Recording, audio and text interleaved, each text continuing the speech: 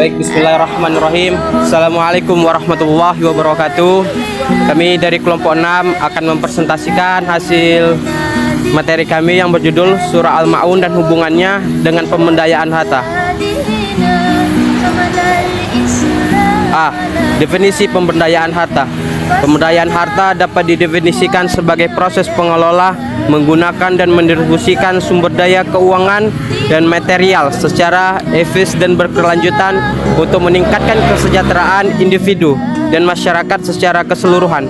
Konsep ini tidak hanya berkaitan dengan akumulasi harta, tetapi lebih baik bagaimana harta tersebut dimanfaatkan untuk mencapai tujuan sosial, ekonomi, dan lingkungan yang lebih luas. 1. Pengelola sumber daya. Pemberdayaan harta dimulai dengan pengelola yang bijaksana terhadap sumber daya yang dimiliki. Ini mencakup perencanaan keuangan, investasi yang cerdas, dan penggunaan sumber daya secara efisien. Individu dan komunikasi perlu memahami cara mengelola harta agar dapat memberikan manfaat maksimal baik untuk diri sendiri maupun untuk orang lain. 2. Tanggung jawab sosial. Dalam konteks pemberdayaan harta, tanggung jawab sosial sangat penting. Ini berarti bahwa setiap individu atau identitas memiliki kewajiban untuk menggunakan harta mereka tidak hanya untuk kepentingan pribadi, tetapi juga untuk mensejahterakan masyarakat. Hal ini bisa dilakukan melalui berbagai bentuk bentuk amal, sedekah, atau kontribusi dalam proyek-proyek sosial yang bertujuan untuk membantu orang-orang yang beruntung. 3. Distribusi yang adil. Pemberdayaan harta juga melibatkan prinsip keadilan dalam distribusi sumber daya. Ini berarti bahwa harta harus dibagikan secara adil kepada mereka yang membutuhkannya, sehingga dapat mengurangi kesejahteraan ekonomi dan sosial dalam banyak budaya. Untuk dalam ajaran Islam, berbagai harta dengan yang membutuhkan adalah suatu kewajiban moral dan spiritual. 4. Investasi dalam kesejahteraan.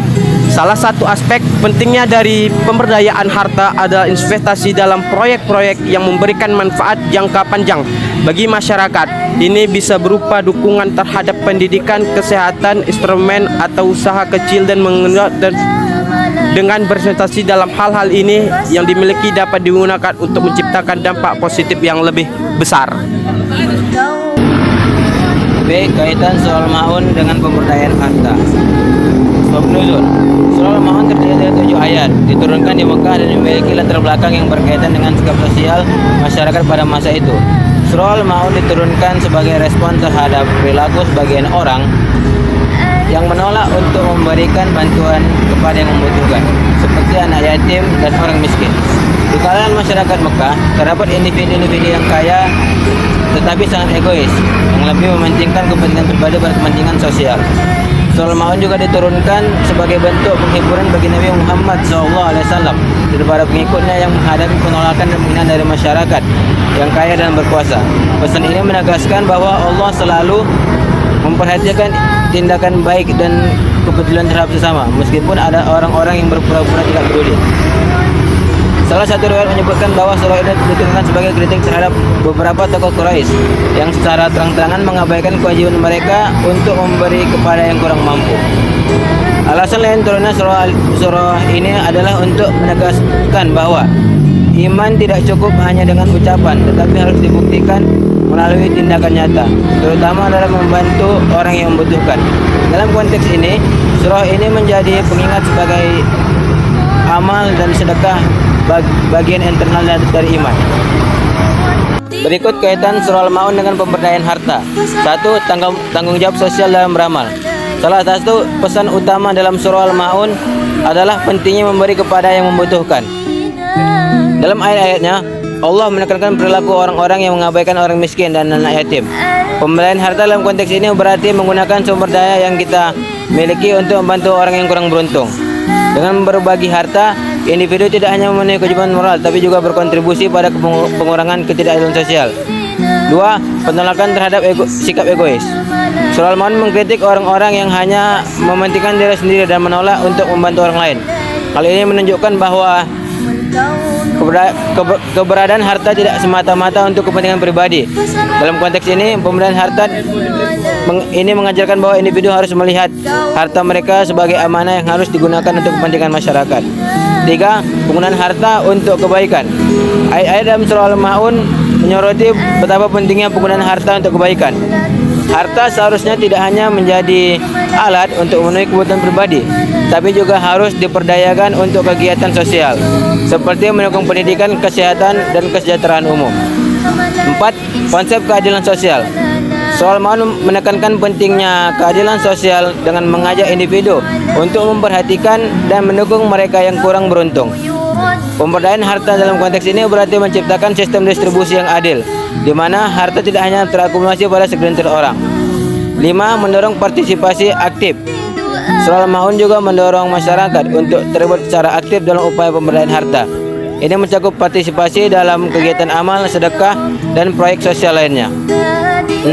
Pembentukan karakter dan etika.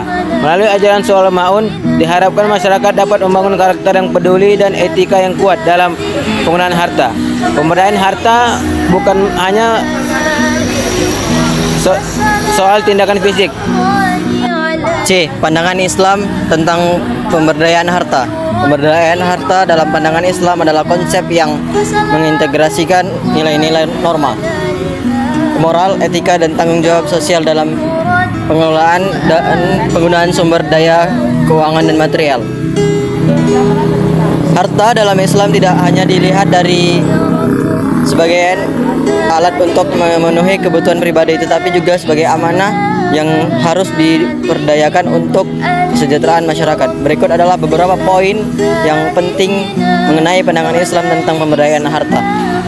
1. Harta sebagai amanah. Dalam Islam, harta dianggap sebagai amanah dari Allah. Setiap individu diharapkan untuk mengelola harta dengan baik dan tanggung jawab. 2. Kewajiban berbagi. Islam mengajarkan pentingnya berbagi harta melalui zakat, infak, dan sedekah.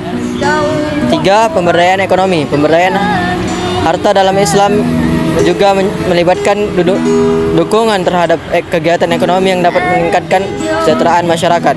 4.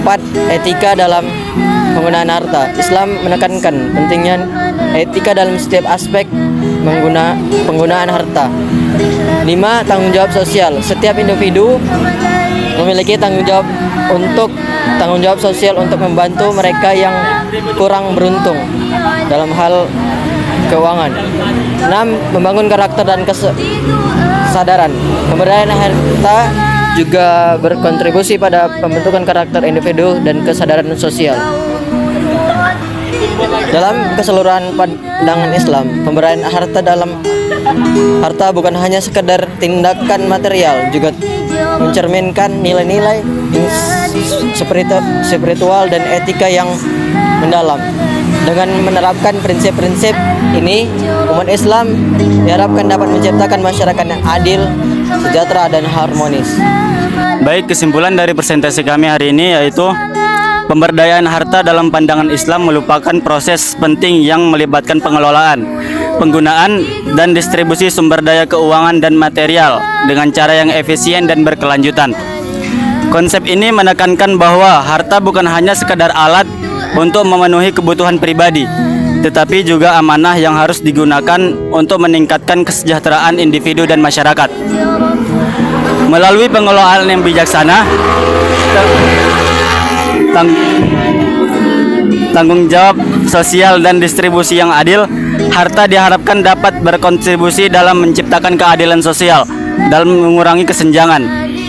Surah Al-Ma'un yang menekankan pentingnya membantu orang yang membutuhkan, memberikan landasan moral untuk konsep ini. Ajaran Islam mendorong setiap individu untuk berbagi harta secara tulus dan bertanggung jawab, sehingga tercipta masyarakat yang saling mendukung dan sejahtera. Dengan memahami dan menerapkan prinsip-prinsip ini, umat Islam diharapkan dapat mewujudkan nilai-nilai keadilan, kepedulian, dan etika dalam setiap aspek kehidupan.